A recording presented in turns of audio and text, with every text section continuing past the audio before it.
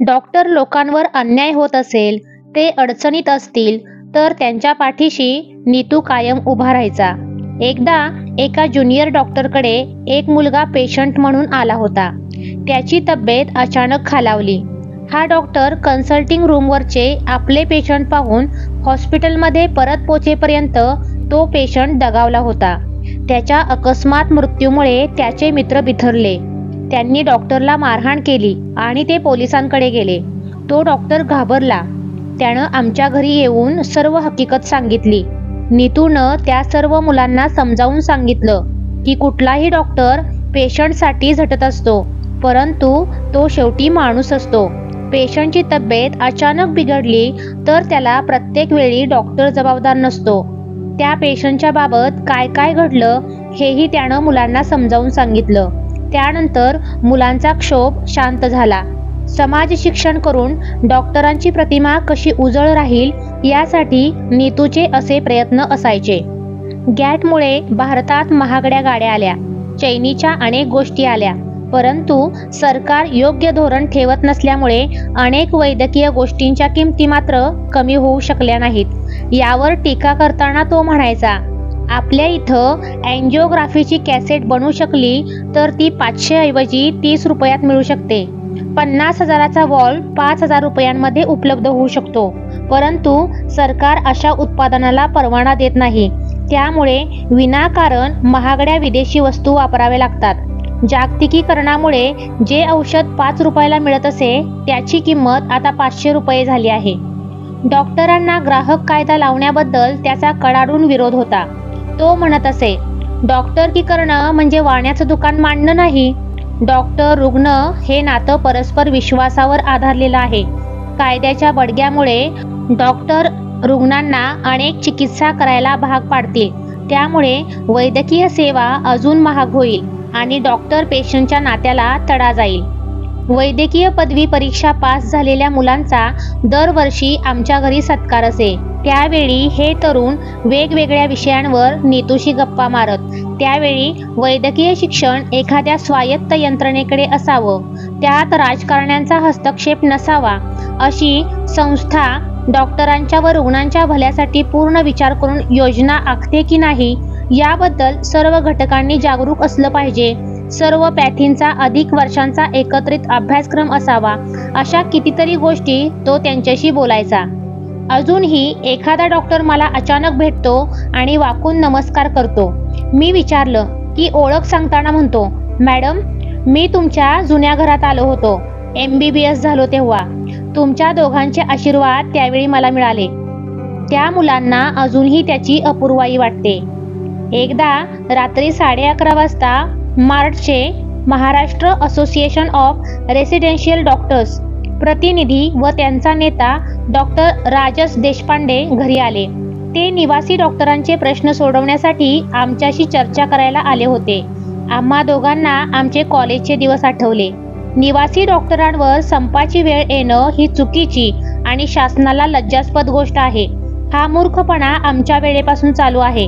या मुलांचे प्रश्न सोडवणं कुठल्याही सरकारला अजूनपर्यंत जमलेलं नाही. त्यांच्या मागण्या रास्त असताना सरकारनं त्यांना संप मागं घ्यायला सांगणं गैर आहे. हे शासनातल्या सर्व संबंधितांना नीतूनं परखडपणे सांगितलं. तुम्ही फुटणार नाही याची काटेकोरपणे काळजी घ्या आणि तोडफोड विध्वंस करू नका. डॉक्टरी व्यवसायाची पत राखा, असं या डॉक्टरांना सांगायलाही तो विसरला नाही. याच सुमारास KEM रुग्णालयातील एका प्रोफेसरवर चुकीची केस लादण्यात आली. एखाद्या डॉक्टरवर जेव्हा कोर्टात जायची पाळी येत असे तेव्हा नीतूला मनस्वी संताप येई.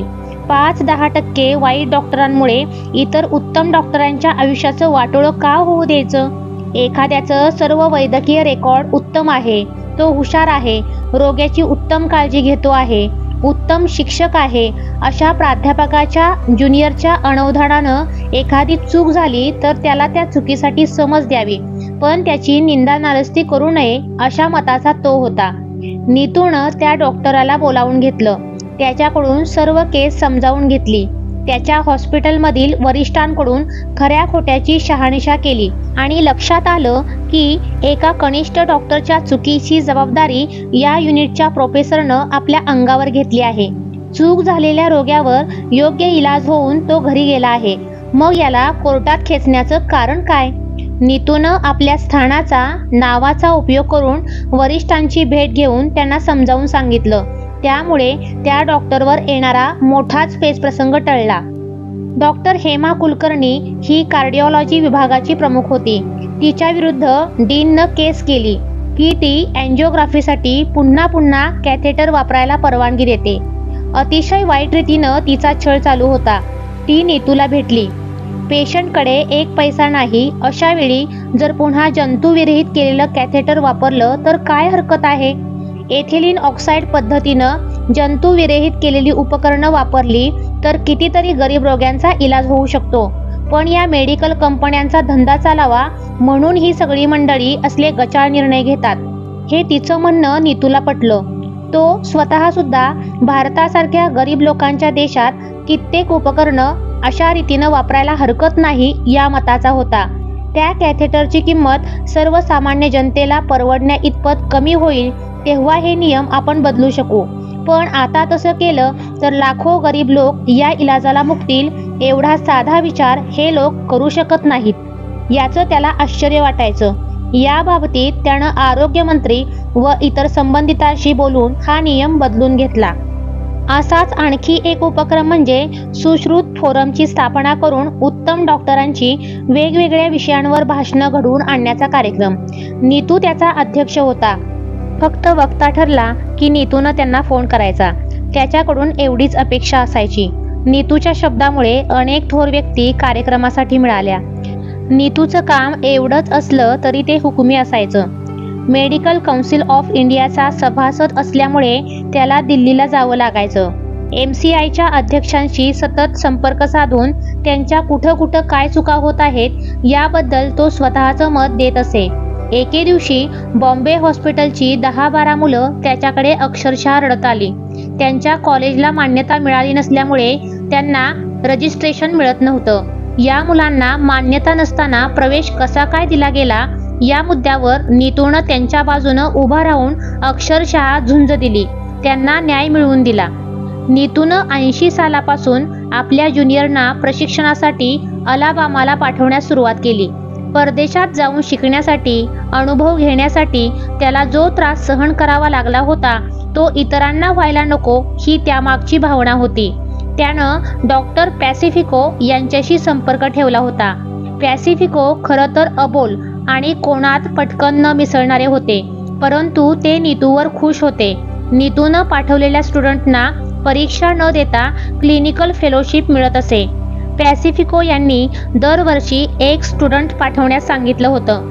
त्यासंबंधीचा पत्रव्यवहार, विद्यार्थ्याची राहायची सोय या सर्व गोष्टी नीतू जातीनं बघत असे. फक्त स्वतःचे विद्यार्थी पाठवायचे असं त्यानं केलं नाही. शिवाय प्रशिक्षित मुलांनी परत येऊन आपल्याकडे काम करावं अशी त्याची अपेक्षा नसायची. नीतूकडून गेलेल्या प्रत्येकाला तिथं चांगली वागणूक मिळायची. एखाद्याविषयी पॅसिफिको यांनी तक्रार केली तर नीतू त्या विद्यार्थ्याला समजावत असे. हे लोक परत आल्यावर त्यांना नोकरी मिळवण्यासाठी नीतू प्रयत्न करत असे. अनेक जणांचं करिअर बनवण्याचं काम नीतूनं प्रेमानं केलं. कधी कधी मात्र गैरसमज व्हायचा. डॉक्टर नंदकुमार नीतूचा असिस्टंट होता. त्याला वाटायचं मी कायम ज्युनियर राहणार की काय. थोडा गैरसमज झाल्यामुळे तो नीतूशी बोलेनासा झाला. ही गोष्ट नीतूच्या लक्षात येताच त्यानं अनेक ठिकाणी नंदकुमारसाठी शब्द टाकला. आपल्या शब्दामुळे जर कोणाचं आयुष्य उभं राहत असेल तर नीतू त्याला मदत करायला सदैव तयार असे. समोरच्या व्यक्तीला मदत करणं हा त्याचा स्वभाव होता. त्यात त्यानं स्वतःच्या फायद्याचं गणित कधी मांडलं नाही. नीतूच्या लोकप्रियतेचं मूळ त्याच्या या स्वभावात आहे.